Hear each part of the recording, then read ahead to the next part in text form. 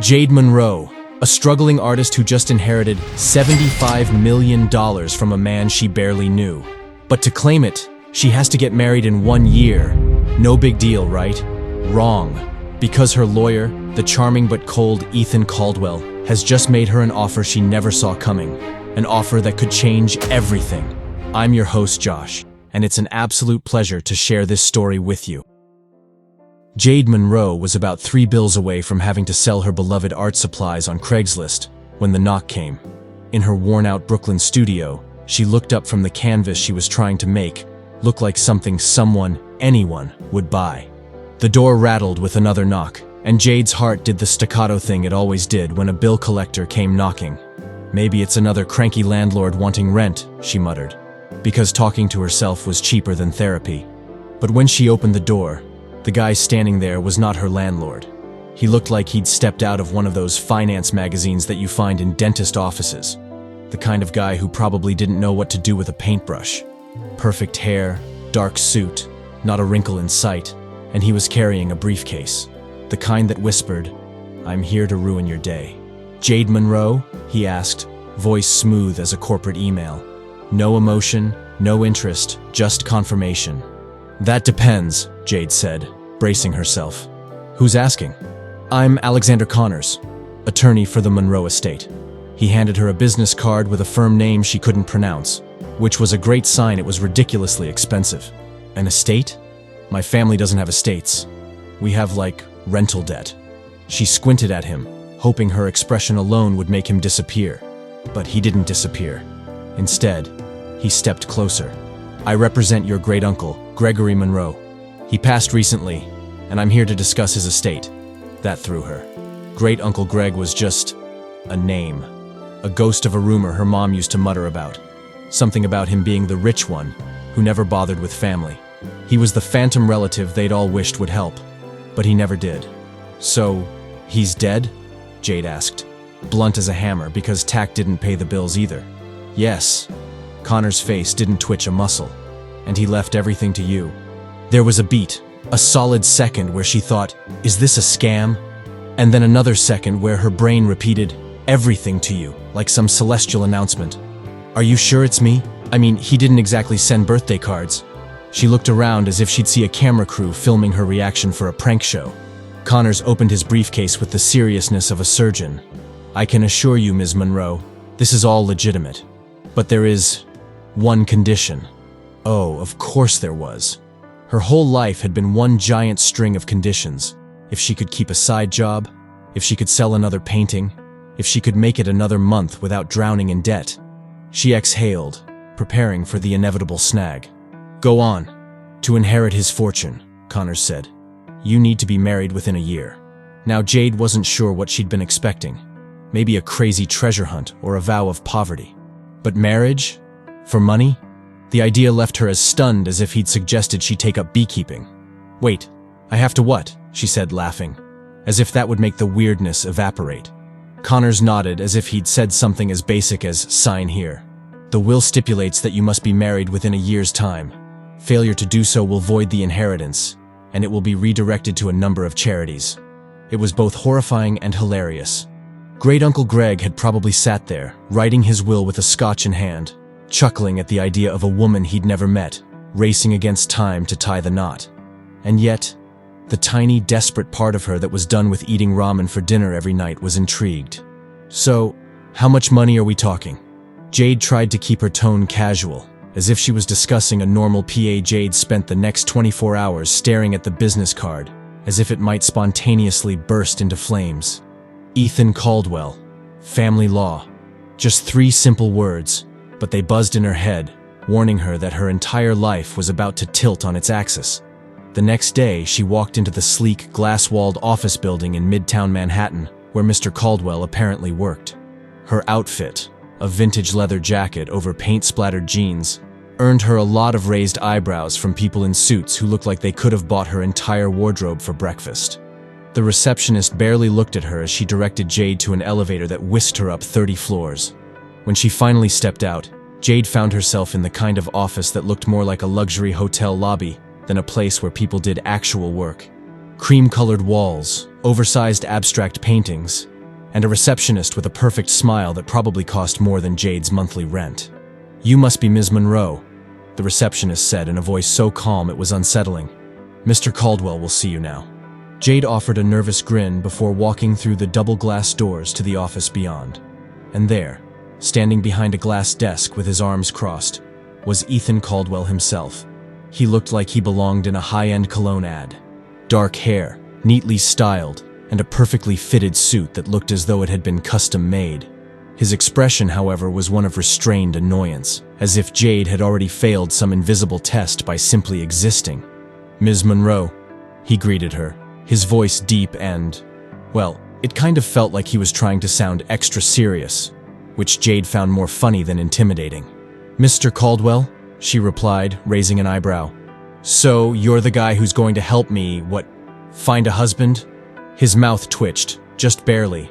"I'm the guy who's going to help you fulfill the conditions of your uncle's will, which, yes, involves finding you a suitable spouse within the year." "Right. Just, another Tuesday." She flashed him a grin, which he ignored with impressive focus. "Have a seat," he said, gesturing to one of the plush chairs in front of his desk. As she sat, Jade glanced around his office. No personal photos, no quirky objects, not even a potted plant. This guy was basically the human equivalent of a luxury car. Impressive, but no sign of personality. "So," he began, as he opened a leather-bound folder on his desk, "I understand that this situation may be unusual for you." She snorted. "Yeah, I don't usually have $75 million dangling over my head with a marry or forfeit label attached. Not exactly typical for me." He ignored her sarcasm. "While I'm sure you may be tempted to disregard your uncle's conditions, I would advise you not to take this opportunity lightly. A sum like this could be transformative." "Wow, you really have this whole serious lawyer vibe down." She leaned forward, raising an eyebrow. "Do you ever just, laugh?" For a split second, she thought she saw a flicker of a smile. But if it was there, he squashed it instantly. "In my line of work, Ms. Monroe, laughter isn't usually a high priority." "Sounds tragic," she muttered, before catching his annoyed glance. "Okay, Mr. Caldwell, how do we go about this? Do you have a list of pre-qualified bachelors with bank accounts and personalities as exciting as cardboard?" Ignoring her jab, he shifted into professional mode, explaining, "The process will require a considerable amount of strategy. For starters, I'd suggest we begin with a candidate search, finding someone you could, theoretically, have a relationship with." "Yeah, no, I'm not marrying a stranger. Just putting that out there." "Well," he said, with a look that suggested he was enjoying this a little too much, "that narrows our options significantly. You do realize we're under a deadline?" "Maybe, but I'd rather stay broke than marry some random guy who only sees dollar signs." She crossed her arms, waiting for him to give her a solid, practical plan that didn't involve her becoming some kind of human ATM. Ethan adjusted his cuffs, like he was preparing to explain the most basic concept to a stubborn child. "Jade, may I call you Jade?" "You just did." He almost smiled. "All right, Jade. This process isn't about money for everyone. People in your life might be willing to help you, for genuine reasons. Someone you trust, or at least someone you can tolerate." "Oh, sure. I'll just go pull out my list of friends who are totally open to fake marriages," she shot back, rolling her eyes. "Do you hear how ridiculous that sounds?" But even as she said it, the gears in her brain started to turn. She wasn't completely friendless. There were a few people she'd grown close to over the years. Still, the idea of asking one of them to do something as monumental as this felt wrong, as if she'd be dragging them into a mess just to bail herself out. As if reading her mind, Ethan leaned forward, his tone softening just a bit. "It may not be easy, but you're not alone in this. I'll help you find a way through it, and I'll make sure no one is taken advantage of. We'll be careful." "Wow, such confidence," she replied, although she was a little taken aback by the sudden sincerity in his eyes. For the first time, he didn't look like a robot in an expensive suit. "You might think this is all absurd," he continued, "but the opportunity to secure your future, your freedom, is worth the inconvenience, don't you think?" The word freedom hit her like a gut punch. He was right.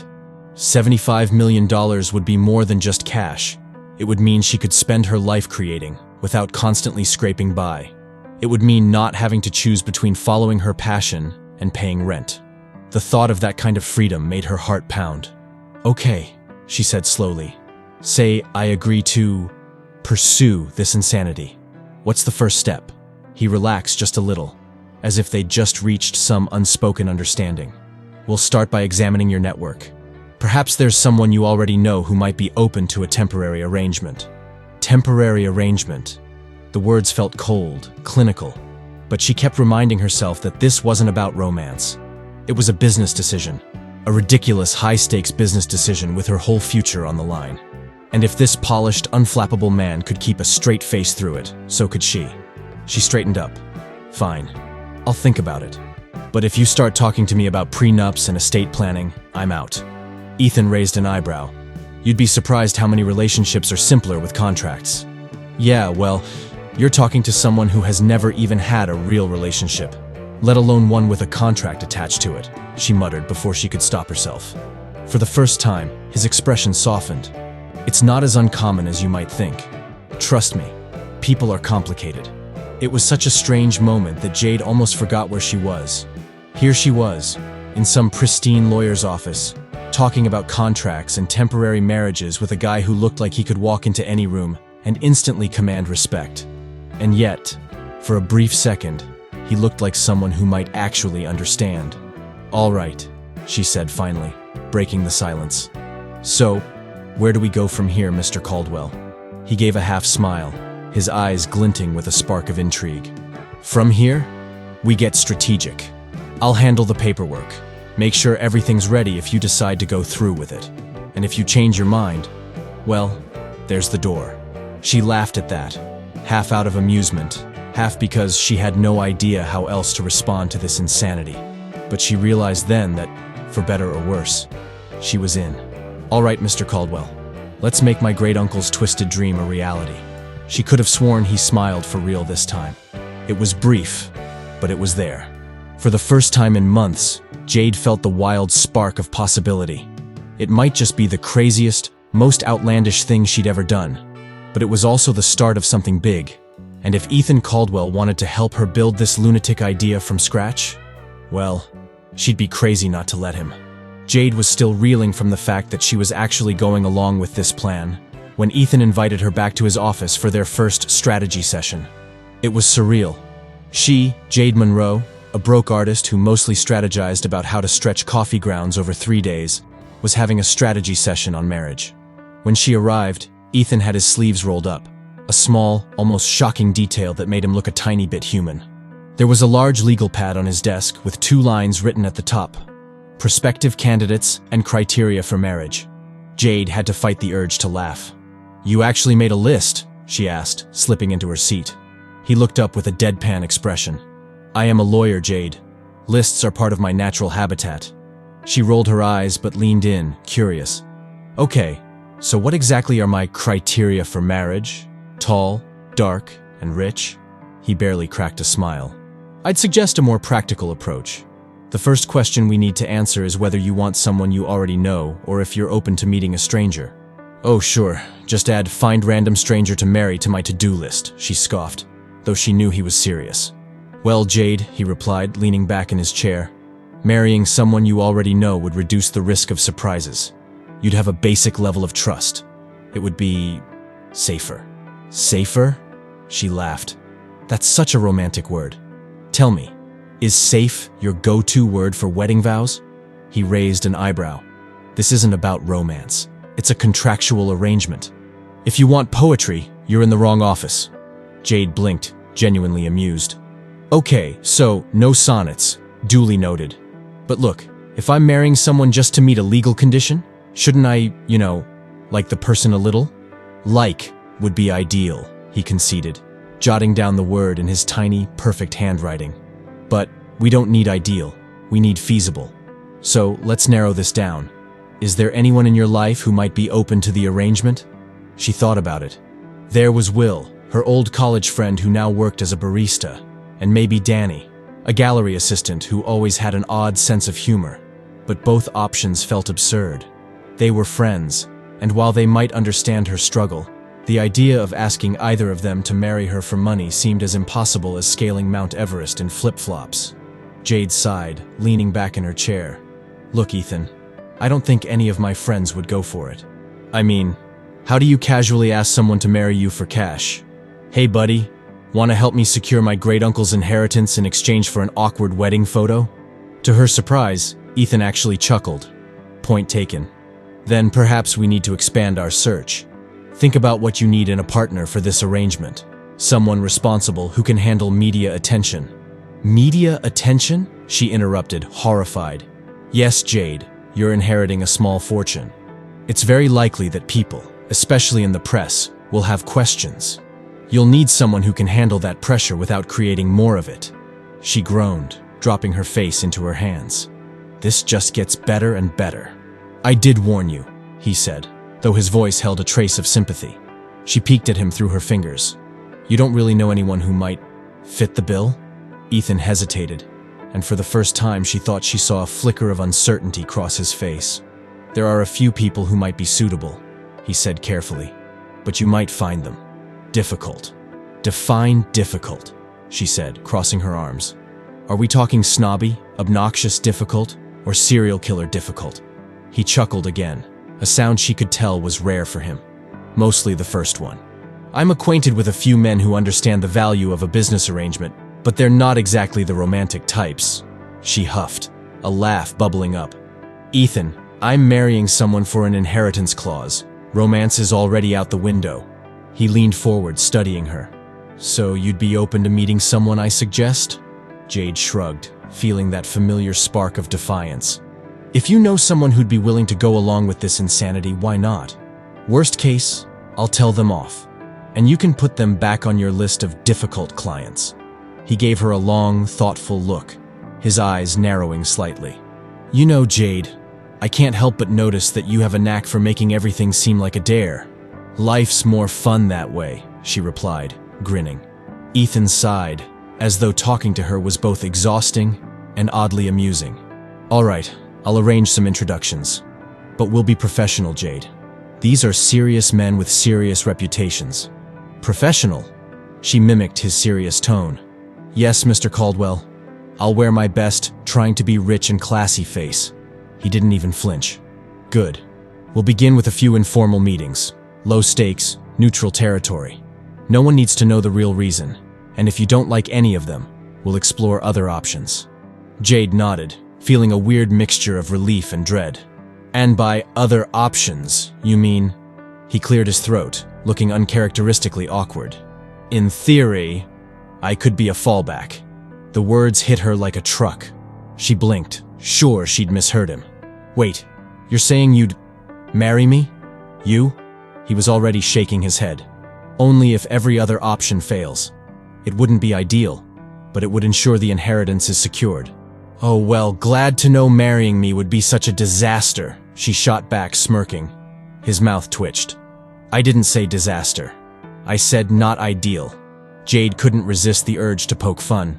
So, what would it take for me to be, a little more ideal? He gave her a look so dry it could have scorched paper. Jade, this isn't about romance, remember? It's a legal obligation. She shrugged, leaning back with a teasing grin. Just saying, Mr. Lawyer. You're kind of blowing my mind here.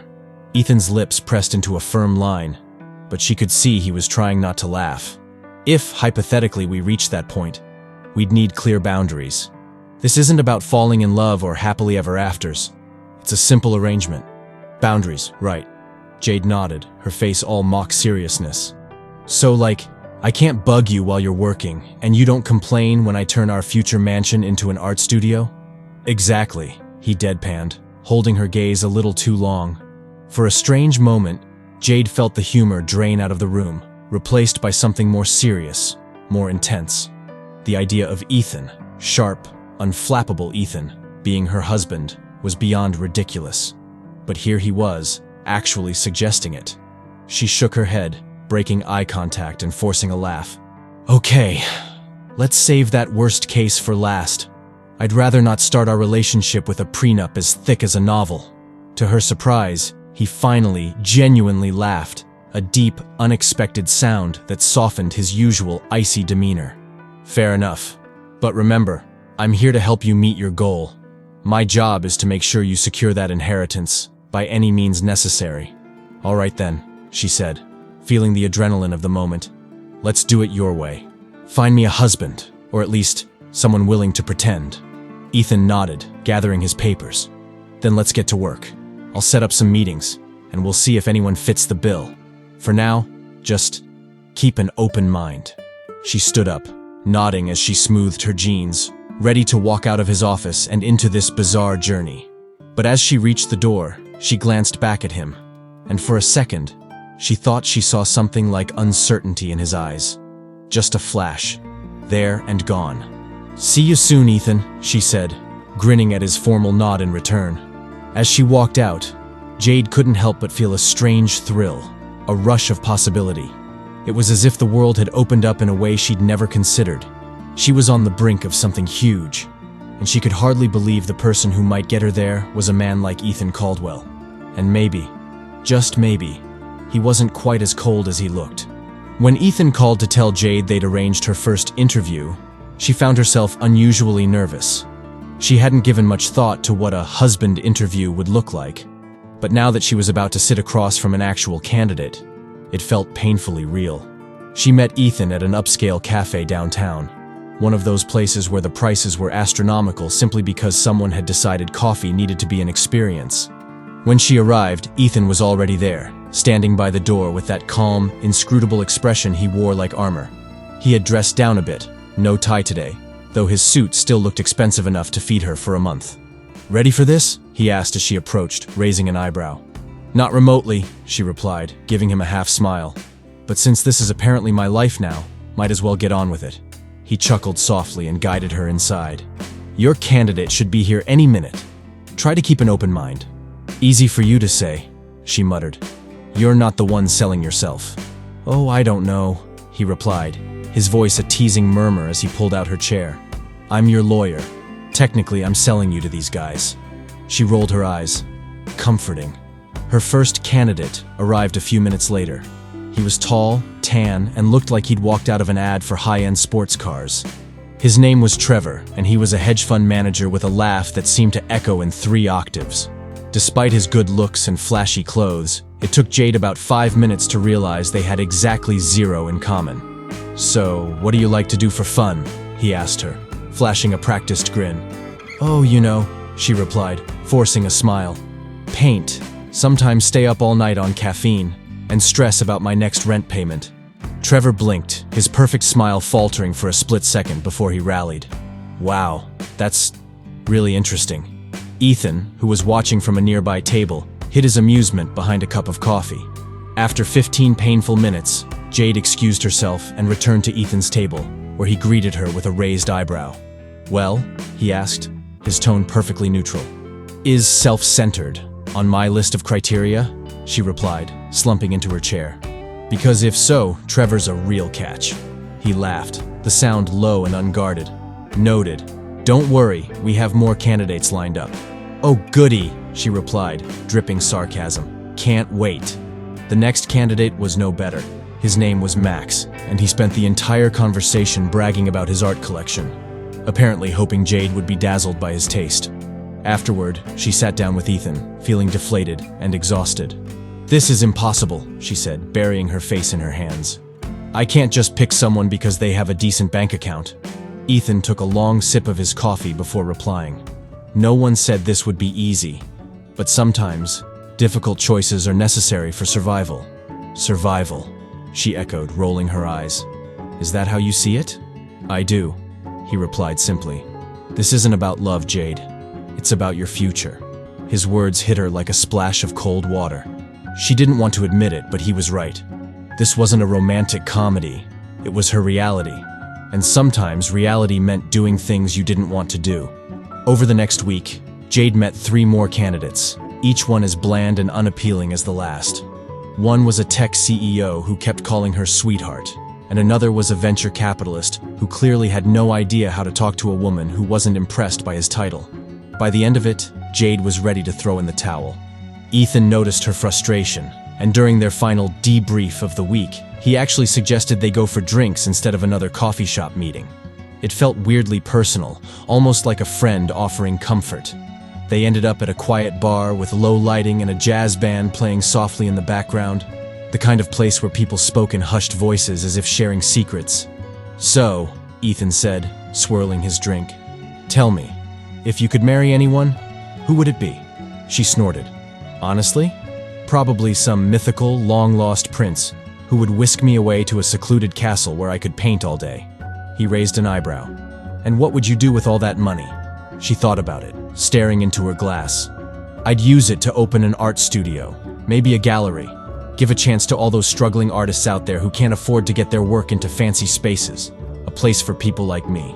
It felt strange to say it out loud, almost like admitting a secret dream she'd kept hidden even from herself. But when she glanced at Ethan, she was surprised to find that he looked intrigued. "That's actually a noble idea," he said, his voice softer than usual. She shrugged. "Well, don't start getting ideas. I'm not exactly the gallery-owning type." "Why not?" he asked, leaning in, his gaze intense. "You have the vision, the talent. With the right support, you could make it happen."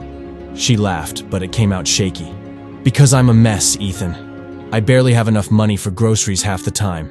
He tilted his head, studying her with that quiet, calculating look he often wore. "Maybe that's why you need this inheritance." The words were simple, yet powerful. Jade had spent so long struggling to survive that the idea of actually having what she needed, having more than enough, was terrifying. It felt like stepping into a world she didn't belong in, and every potential candidate Ethan introduced her to just reminded her of that. But sitting here with Ethan, talking about her dreams and fears over drinks, she felt seen, like he actually understood what this meant to her, beyond the numbers and the contracts. "All right," she said finally, leaning back with a sigh. "What if we can't find anyone? What if I just end up broke and married to my paintbrush?" He took a deep breath, as if weighing his words carefully. "If that happens, there's always the fallback." She looked at him, half expecting to see a smirk, but his expression was sincere, serious. He meant it. He was actually offering himself as her backup plan. "Ethan, are you sure?" she asked, her voice barely a whisper. He nodded, his gaze steady. "This is about your future, Jade. And while it may not be ideal, I believe I could help you achieve it." There was a beat, a heavy silence that seemed to vibrate with unspoken possibilities. The idea of marrying Ethan felt both surreal and strangely comforting. He was steady, reliable, and though she would never admit it, she found herself drawn to his quiet strength. He was like an anchor in a world that often felt too chaotic to navigate. But the thought of marrying him without real love? It felt wrong, like cheating herself out of something she'd spent her whole life waiting for. "I appreciate the offer," she said finally, trying to keep her tone light. "But I don't think you'd survive 5 minutes in my world." He smirked. "Oh, I don't know. I can be surprisingly resilient." She laughed, genuinely this time, and the tension between them faded, replaced by something softer, more natural. For the first time since this whole ordeal began, she felt a glimmer of hope, like maybe, just maybe, there was a way out of this mess. They spent the rest of the evening talking about art, life, the strange twists of fate that had brought them together. And as they parted ways, Jade couldn't shake the feeling that Ethan Caldwell, with his polished suits and professional facade, was far more complex than she'd given him credit for. Maybe this journey was about more than just securing her inheritance. Maybe it was about finding the courage to dream, to hope, and to let people in, even if they didn't fit her idea of a perfect partner. As she walked home, Jade felt lighter, her heart buzzing with a strange, unexpected excitement. She didn't know what the future held, but for the first time, she was willing to find out. The following week, Jade was meeting with her fifth suitor, a corporate VP named Brandon, who seemed more interested in his own reflection than in Jade. She forced herself through the conversation, nodding and smiling at all the right moments, while mentally making grocery lists and wondering how soon she could politely leave. When the lunch date finally wrapped up, Jade dragged herself over to Ethan's office for their post-date debriefing. She found him reviewing a stack of contracts, his sleeves rolled up, his hair slightly mussed. It was weird seeing him out of his usual pristine form, but she wasn't about to dwell on it. "Another flop?" he asked, as she plopped down in the chair across from his desk. More like another disaster, she replied, slumping down. He spent the entire time talking about himself, then tried to impress me by calculating compound interest on our potential shared wealth. Sigh. Ethan actually laughed, a low chuckle that softened his usually composed demeanor. I told you, the men I know are mostly practical types. Practical, she snorted. I think you mean dull. He raised an eyebrow, his expression amused. So, what exactly are you looking for, Jade? A romance novel hero who's going to sweep you off your feet? She rolled her eyes, though the idea didn't sound half bad. I'm not asking for someone to quote sonnets, Ethan. Just someone who doesn't make me want to flee the country. He grinned, a little wickedly. Good to know your standards are so high. Hey, desperate times, right? She shot back, crossing her arms. So, what's next on our brilliant plan? He gave her a long, searching look before speaking. Well, if none of these men are suitable, we might need to consider other options. Other options? She echoed, a spark of suspicion in her voice. Are we talking like going to Vegas and finding some poor guy in a quickie chapel? His smirk was back, though his eyes held a hint of something serious. Nothing quite so drastic. But maybe it's time we considered unconventional arrangements. Unconventional how?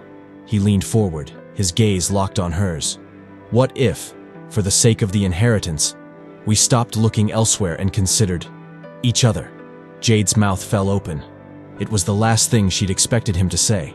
You're joking. Do I look like I'm joking? She stared at him, genuinely thrown. Ethan Caldwell, her lawyer, a man she barely knew outside their legal arrangement, was suggesting they marry. For real. And there was a part of her that couldn't believe it, that was laughing internally at the absurdity of it. But then, another part of her, a smaller, quieter part, felt something else. Curiosity. Maybe even a thrill. So, let me get this straight, she said, leaning forward with a challenging grin. You're saying we should get married. Just, because it's practical. He looked at her, not even blinking. I'm saying it would solve your problem. And mine. Yours? She raised an eyebrow. What problem could possibly be solved by marrying a random artist? He hesitated, just a moment, then looked away. There are expectations. In my world, marriage comes with certain benefits in my circles, Jade. And given that I'm not exactly enthusiastic about the traditional route, a marriage with someone who understands the arrangement would be beneficial. She watched him, a dozen questions swirling in her mind. Was this just about the money for him too?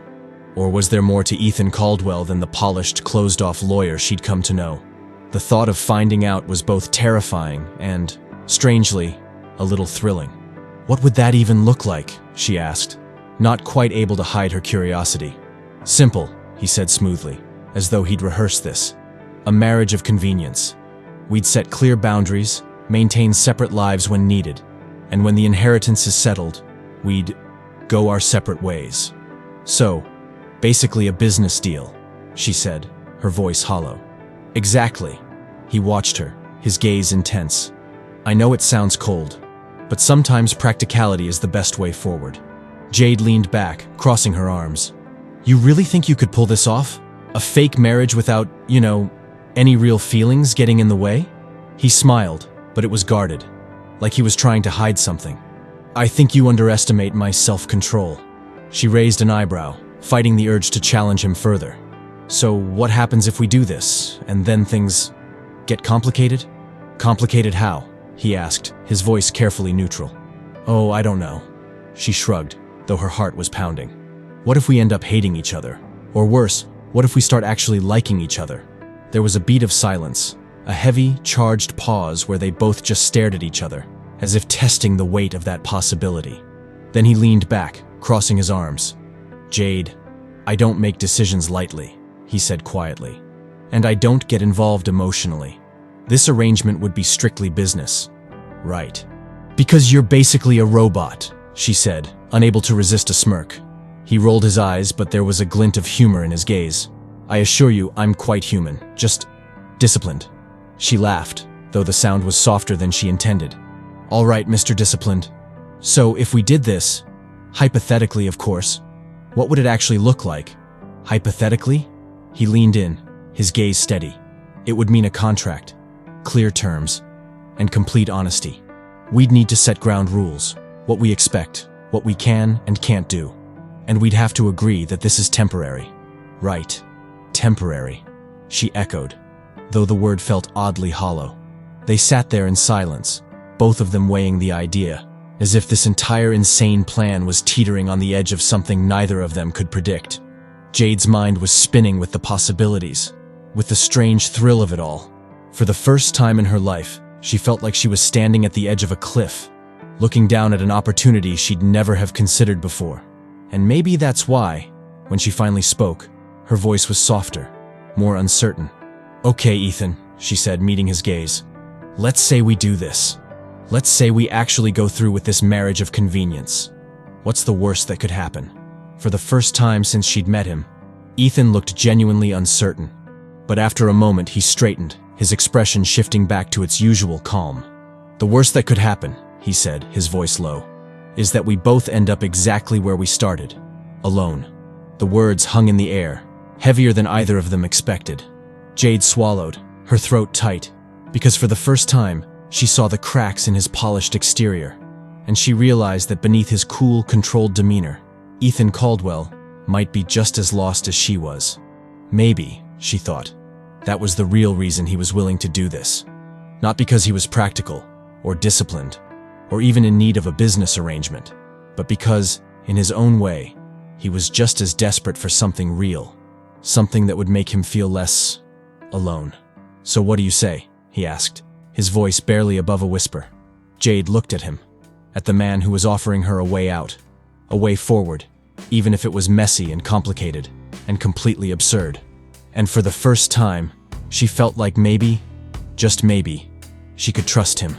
"All right," she said finally, her voice soft but steady. "Let's give this a shot. But if you turn into a complete control freak, I reserve the right to back out." He actually laughed, a genuine, unguarded laugh that made him seem younger, more human. "Noted. But I'd suggest you do the same.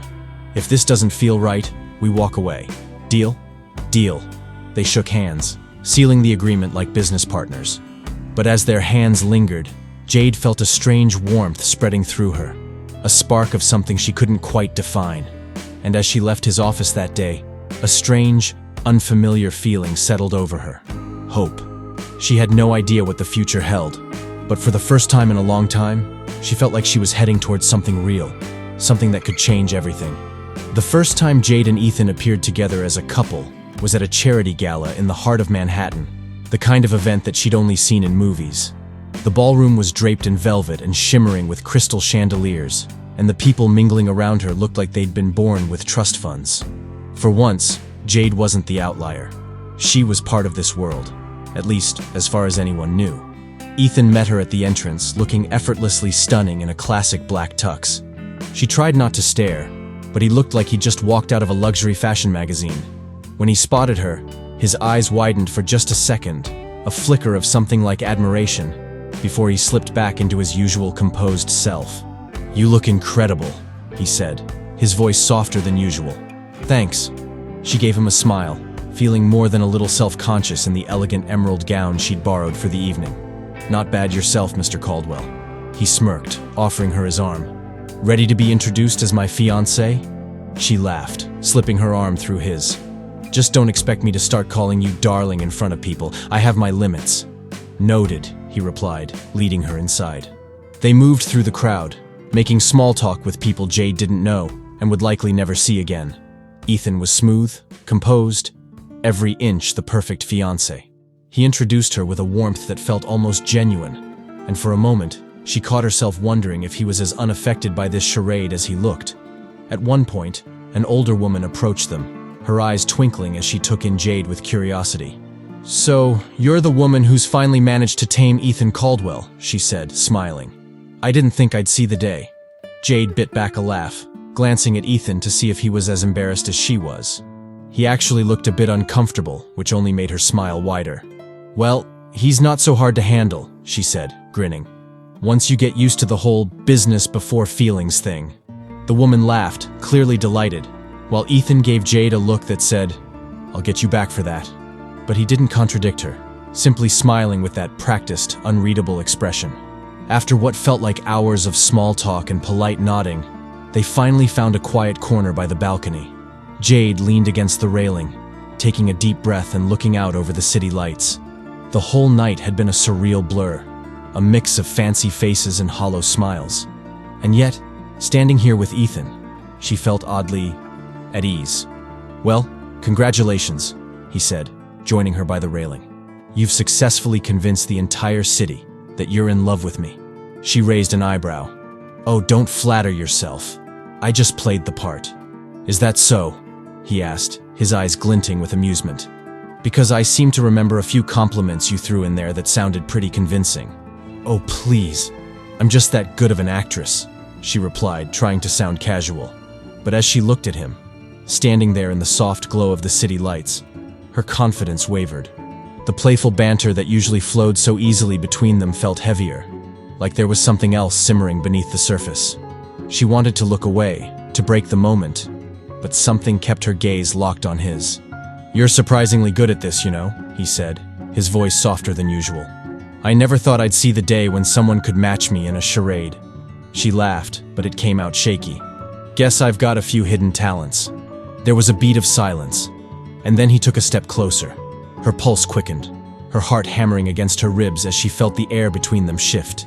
She wasn't sure if it was the champagne, the glittering cityscape, or just the sheer absurdity of it all, but she felt drawn to him, like there was some invisible thread pulling them closer. "Jade," he murmured, his voice barely a whisper. She looked up at him, her heart pounding, waiting for him to say something, anything that would break the tension. But instead, he just looked at her, his gaze lingering on her face, his expression unguarded for once. And in that moment, she realized that this might be more than just an act, because against all logic, she wanted him to kiss her. She wanted to close the gap between them and see if the spark she felt was real. But before either of them could move, they were interrupted by a cheerful voice. "There you two are," called a man approaching them with a wide grin, breaking the spell. They both straightened, and the man, a tall, jovial guy in his 50s, introduced himself as one of Ethan's clients. Ethan seamlessly shifted back into his polished professional mode, engaging in conversation while Jade stood beside him, her mind still spinning from what had almost happened. By the time the man left, the moment was gone, leaving only a faint, bittersweet tension between them. Jade exhaled, trying to gather her thoughts. This was insane. She couldn't actually be developing feelings for Ethan Caldwell. This was a contract, a temporary arrangement, nothing more. As the night wore on, she tried to shake off the strange tension, laughing with strangers and playing the part of the doting fiancé. But every time she looked at Ethan, she felt that same pull, that same dangerous spark that made her want to forget the rules they'd so carefully set. When they finally left the event, Ethan offered to walk her to her apartment. They walked in silence, side by side through the cool night, their footsteps echoing on the quiet street. Jade felt an awkward knot in her stomach, like she was caught between reality and whatever strange fantasy she'd allowed herself to imagine. When they reached her building, she paused at the steps, hesitating. She turned to face him, searching his eyes for some sign of what he was feeling. But his expression was perfectly neutral, giving nothing away. "Thanks for everything tonight," she said, fumbling for the right words. "I guess we pulled it off." "Pulled it off?" He raised an eyebrow, that familiar smirk tugging at his lips. "Jade, we were flawless. Everyone bought it." "Yeah," she replied, though her voice felt hollow. "Guess we make a good team." There was a pause, a beat of silence that felt both comfortable and tense. She could see his gaze drop briefly to her lips, then back up, and her heart started to race again, the same way it had on the balcony. "So," she said, forcing a light tone, "see you at the next event?" "Absolutely," he replied, his voice lower, softer. "Just let me know when." She could feel the unspoken words between them, the strange electricity crackling in the air. But before either of them could do something they'd regret, she turned, forcing herself up the steps. "Good night, Ethan," she called over her shoulder, her voice just barely steady. He lingered for a moment, watching her, before finally nodding. "Good night, Jade." As she slipped into her apartment, Jade leaned against the door, her mind spinning with 1,000 thoughts. She was falling into dangerous territory, blurring the lines between what was real and what was just an act. But try as she might, she couldn't ignore the way her heart raced whenever she was near him, or the way her mind kept replaying that almost moment on the balcony. This was supposed to be simple, a straightforward arrangement. But with each passing day, she felt herself getting pulled deeper into something she didn't quite understand. And as she lay in bed that night, staring up at the ceiling, one thought echoed through her mind. She was playing with fire, and for the first time in her life, she didn't know if she wanted to put it out. Jade spent the next few days in a strange haze. She couldn't get that almost kiss on the balcony out of her head, and every time she thought about it, her stomach twisted in knots. This arrangement with Ethan was supposed to be simple, a straightforward way to secure her future and avoid financial ruin. But now, with feelings creeping into the mix, it was becoming anything but simple. To make matters worse, she hadn't seen Ethan since the gala. She wasn't sure if he was busy or deliberately keeping his distance, but either way, the silence between them was making her restless. She tried to throw herself into her painting, hoping the familiar rhythm would calm her down, but every brushstroke reminded her of him. On the fourth day, her phone buzzed with a text from Ethan. "Meeting tomorrow, 2 p.m. at my office." A strange relief washed over her, though she couldn't shake the nerves that followed. She reminded herself that this was just business.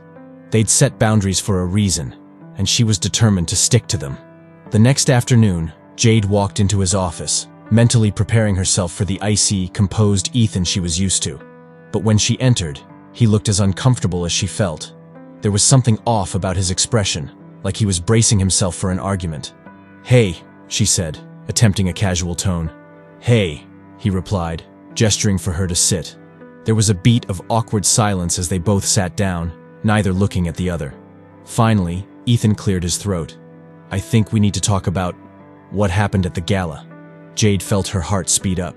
She'd been expecting this, but hearing him say it out loud made it all feel real, impossible to ignore. "Yeah, probably a good idea." He leaned back in his chair, his gaze steady. "Jade, we agreed that this would be a business arrangement. A contract, nothing more." She forced herself to hold his gaze. "I know. And yet..." He hesitated, his voice softer, almost hesitant.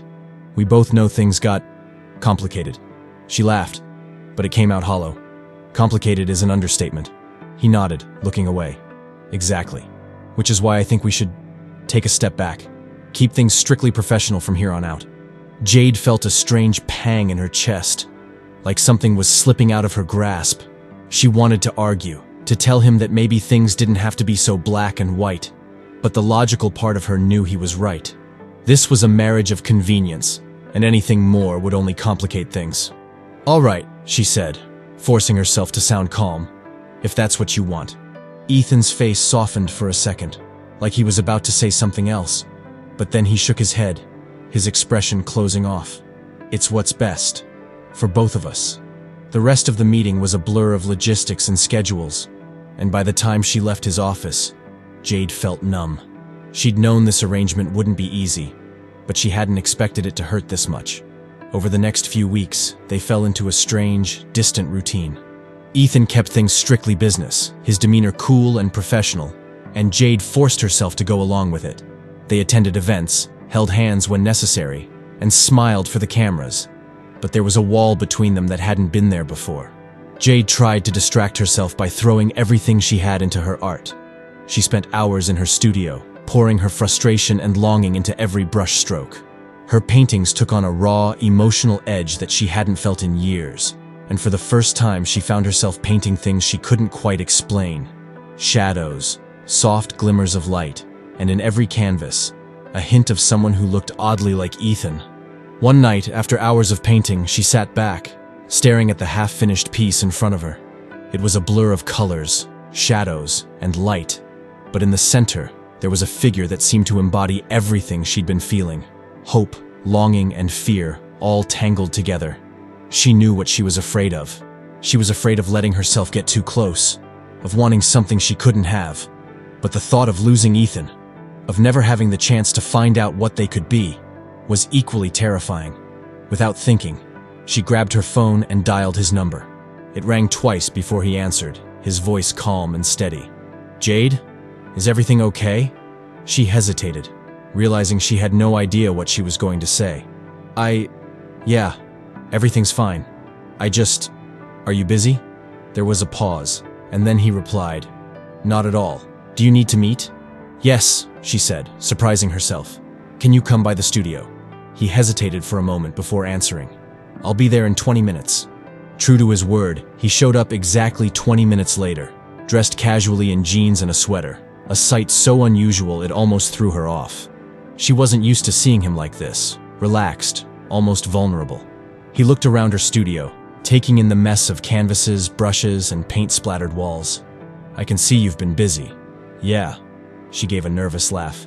I guess I've had a lot on my mind. He nodded, his gaze lingering on a half-finished painting that looked suspiciously like him. I can see that. There was a beat of silence, a strange, charged tension in the air. Jade took a deep breath, forcing herself to say what she'd been holding back for weeks. Ethan, I can't do this, she said, her voice barely above a whisper. I can't keep pretending like I don't feel anything. He looked at her, his expression unreadable. Jade, we agreed. I know what we agreed, she interrupted, her voice firmer than she felt. But I didn't expect to feel like this. He exhaled, looking away. You're not the only one who didn't expect this. Her heart skipped a beat. So what now?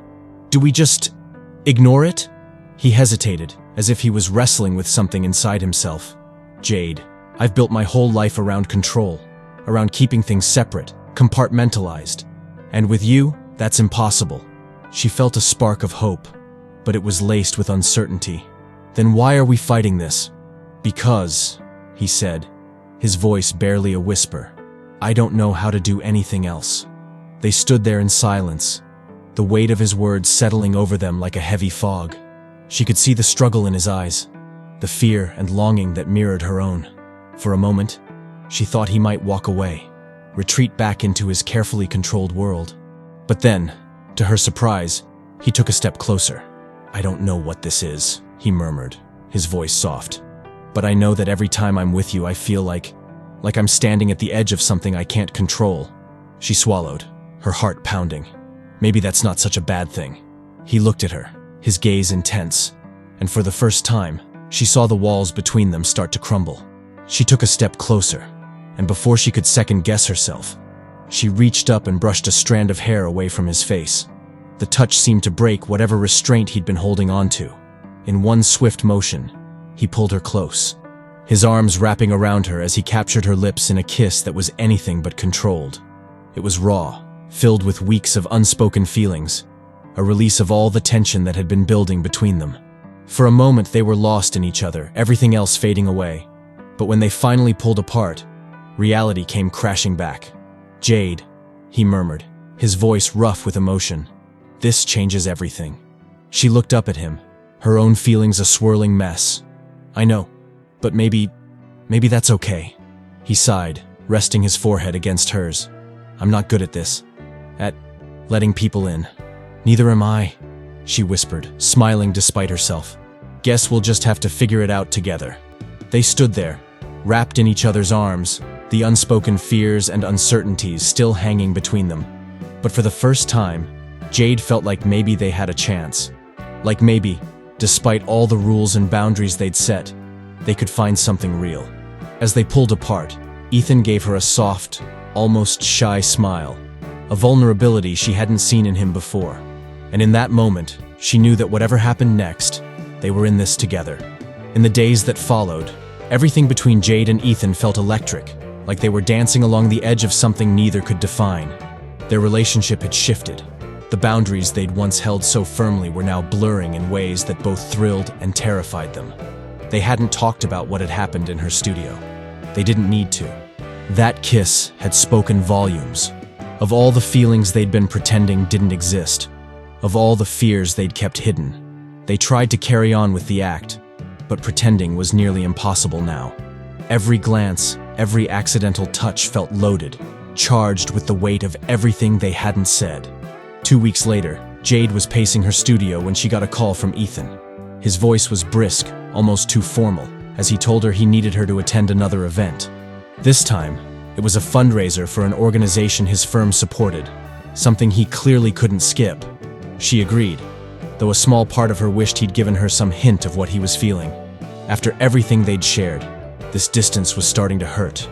When she arrived at the venue, dressed in a sleek black gown she'd rented, she spotted him near the entrance, talking to a group of people. Ethan turned when he saw her, his expression softening just a little as he took her in. "Jade," he greeted, offering his arm. "Ready for another round of pretending?" She forced a smile, looping her arm through his. "I thought pretending was our specialty." But as they walked through the event together, mingling with strangers, she felt the ache of what was left unsaid gnawing at her. She wanted to ask him what they were, where they stood, but every time she looked at him, his face was a mask of calm, composed professionalism. After an hour of small talk and polite smiles, Jade excused herself and stepped out onto the terrace, the night air cool against her skin. She took a deep breath, trying to clear her head, but all she could think about was Ethan. She was in too deep, and every part of her was terrified he didn't feel the same way. Lost in thought, she didn't hear him come up behind her. "Are you all right?" he asked, his voice soft. She turned, surprised to see him looking at her with a gentleness that made her heart ache. "Yeah, just needed some air," he nodded, stepping closer. "This isn't easy for either of us, Jade." She searched his face, her voice barely above a whisper. "Then why are we doing it?" He looked away, his jaw clenched. "Because I don't know how to stop." The words hung between them, raw and vulnerable, and Jade felt her defenses crumbling. She reached out, her fingers brushing his, and he turned, capturing her hand in his. For a moment, they just stood there, the world falling away around them. "This was never supposed to happen," he murmured, his voice thick with emotion. "I thought I could control it. But with you, I feel like I'm losing control, and I don't know what to do about it." Her heart pounded, hope and fear warring within her. "Maybe you don't have to control everything, Ethan. Maybe you can just let yourself feel something." He looked at her, his eyes dark and intense. "That's easy for you to say, but for me, letting go is complicated." She took a deep breath, her voice steady. "Then maybe it's time to stop complicating things. We have something real here, Ethan. Why can't we just embrace it?" He hesitated, his face conflicted. "Jade, I want this. I want you. But I don't know how to do this without losing myself." She smiled, reaching up to touch his face. "Maybe that's what love is. Letting yourself fall, trusting that the other person will catch you." He closed his eyes, exhaling slowly, as if her words had hit him harder than he expected. When he looked at her again, his gaze was softer, his walls crumbling one by one. Without another word, he leaned in, capturing her lips in a kiss that was both desperate and tender, as if he was pouring everything he'd held back into that single moment. And for the first time, Jade felt like she was exactly where she was supposed to be. They stood there for what felt like hours, wrapped in each other's arms, the world around them fading into nothing.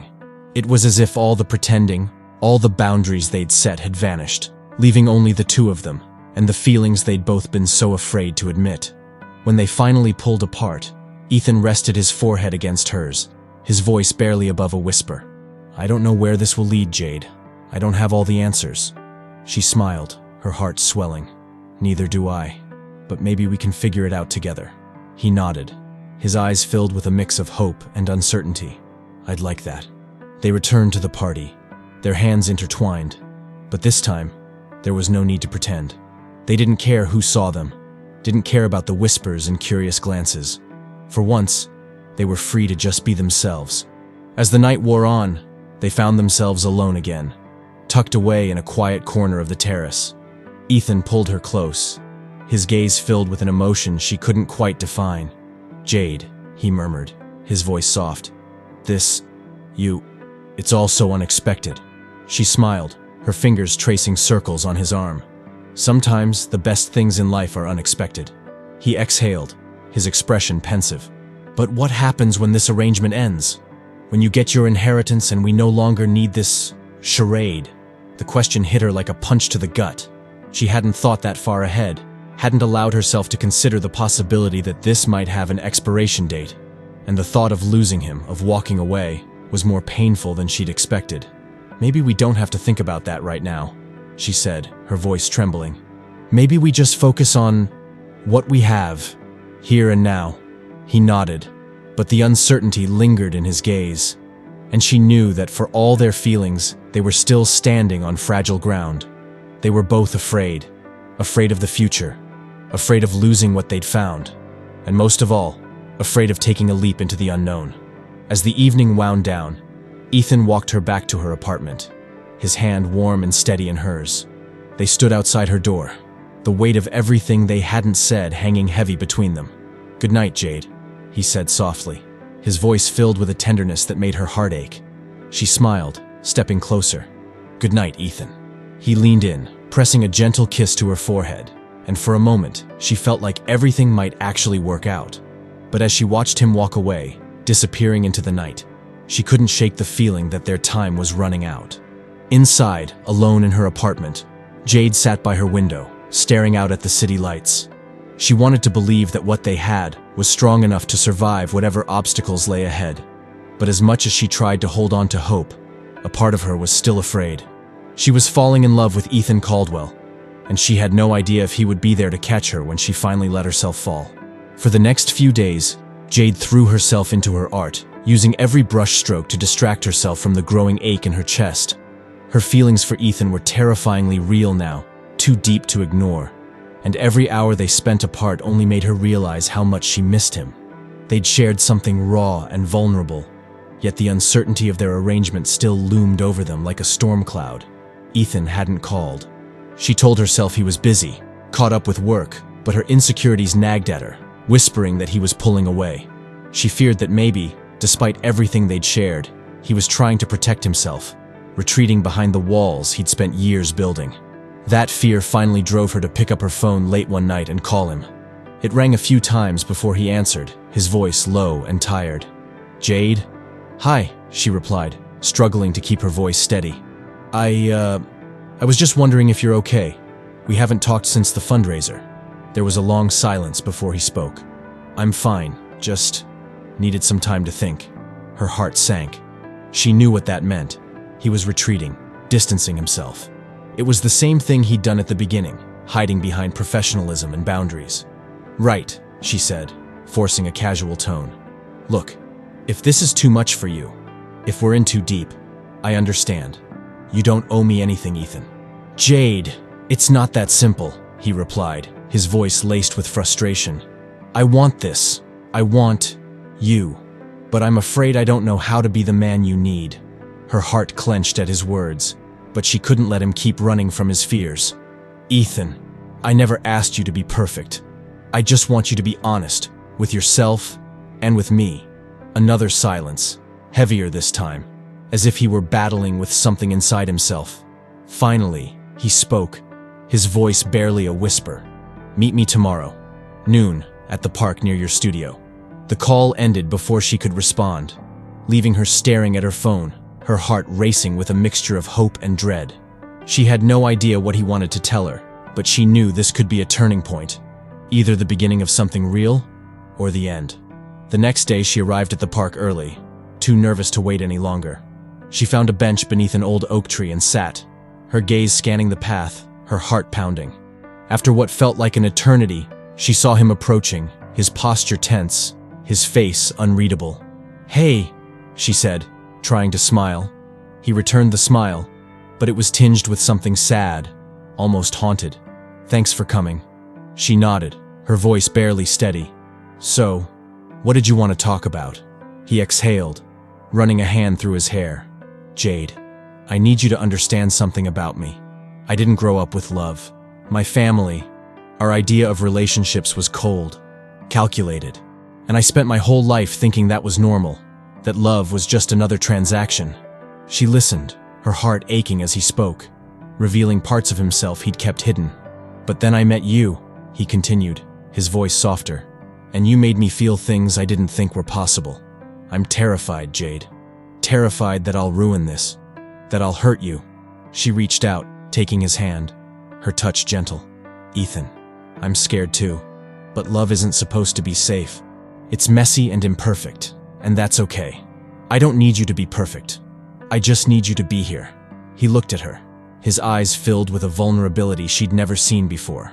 For a moment, it seemed like he was on the verge of saying something, but then he shook his head, looking away. "I can't promise that I won't mess this up," he said quietly. "But if you'll give me a chance, I want to try."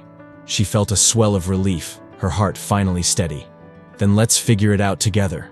No rules, no boundaries, just us." He looked back at her, his face softening, and for the first time, she saw a glimmer of hope in his eyes. "Jade, I've never met anyone like you, and if I'm being honest, I don't want to lose you." She squeezed his hand, her voice barely a whisper. "Then don't." They sat in silence, the weight of their feelings settling between them. It wasn't a perfect resolution, but it was a start. They'd spent so much time pretending, hiding behind their fears. But now, they were finally ready to face the unknown, together. As they walked back through the park, hand in hand, Ethan stopped suddenly, turning to face her. "Jade, I want to do this right. I don't want to just be your temporary husband. I want to be more." Her breath caught, her heart pounding as she realized what he was saying. "Are you sure?" He nodded, his gaze steady. "More sure than I've ever been." In that moment, Jade felt the weight of all her doubts and fears lift, replaced by a sense of certainty she hadn't felt in years. She'd spent so long searching for security, for a way to survive. But now, she realized that real happiness was something she'd had all along. She smiled, a warmth spreading through her chest. "Then let's make it real." And as they stood there, wrapped in each other's arms, Jade knew that whatever challenges lay ahead, they would face them together. They'd found something rare and beautiful, a love born from chaos and uncertainty. And for the first time, she was ready to embrace it. 3 months after they decided to make things real, life with Ethan felt like both the calmest and the most thrilling experience Jade had ever known. They'd taken their time, allowing their relationship to grow naturally, and while it hadn't always been easy, it had been worth every challenge. They'd gone from 2 strangers pretending for money to 2 people genuinely in love, something neither of them had expected. Today, they were visiting the art studio Jade had dreamed of opening since her inheritance had become official. She'd used the funds to rent a space in Brooklyn, transforming it into a gallery and studio where local artists could showcase their work without the suffocating constraints of the commercial art world. She called it Second Chances, a fitting name, she thought, for everything this journey had given her. As they entered the gallery, Ethan's hand found hers, his fingers warm and steady against her own. The space was still mostly empty, with only a few paintings lining the walls, but to her, it felt full of promise. "This is incredible, Jade," he murmured, looking around with pride. She grinned, squeezing his hand. "Couldn't have done it without you." He laughed softly, the sound filling the quiet room. "Oh, please. This was all you. I was just the lucky guy who got to watch it happen." She looked at him, warmth spreading through her chest. In his eyes, she saw the same Ethan she'd come to love, the sharp, composed man she'd once thought she could never crack. But there was a softness there now, a vulnerability he'd let her see only because he trusted her. "You know," she said, tilting her head, "for a guy who started off as a total control freak, you're surprisingly supportive." He chuckled, pulling her close. "I had a good teacher." She rolled her eyes, though she couldn't stop smiling. "Well, I guess I'll take that as a compliment." They walked through the gallery hand in hand, imagining the future they'd build here. The space would soon be filled with artists, each one taking a leap of faith just like she had. And with Ethan by her side, she felt ready to take on whatever came next.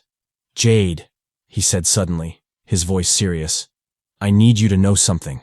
She turned, her heart skipping a beat at his expression. "What is it?" He took a deep breath, his gaze steady. "I used to think love was just a weakness, something that got in the way of ambition, of control. But you've shown me that real strength isn't about holding on to control. It's about letting go." Her heart swelled, her eyes stinging as she realized just how much he'd changed. This was the Ethan she'd always known was there, the man who had once been afraid of love, but who now embraced it with everything he had. "I love you, Ethan," she whispered, her voice thick with emotion. He smiled, his eyes filled with a warmth that made her feel like the luckiest person in the world. "And I love you, Jade, more than I ever thought possible." They stood there, wrapped in each other's arms, the world around them falling away. For the first time in her life, Jade felt truly at home, not in a physical place, but in the love they'd built together. As they pulled apart, he looked around the studio, his expression thoughtful. "So, when's the grand opening?" She grinned. Next month. I want everything to be perfect. He nodded, that familiar determination in his eyes. Whatever you need, I'm here. She laughed, rolling her eyes. Well, don't say that unless you're willing to get your hands dirty. Oh, I think I can handle a little paint, he replied, smirking. Together, they walked through the gallery, imagining the life they would build in this space, the dreams they would make real. They were no longer bound by contracts or rules, no longer pretending for the sake of an inheritance. They were just two people who had found love in the unlikeliest of places, ready to face whatever challenges lay ahead. And as they stood there, hand in hand, Jade knew that this was only the beginning of their journey. They'd found something rare and beautiful, a second chance at love, at happiness, at a future filled with hope. And for the first time, she felt ready to embrace it all. If you liked the video, subscribe to the channel. Your subscription will show that I'm on the right path to bring you the best videos ever. Check this video out too.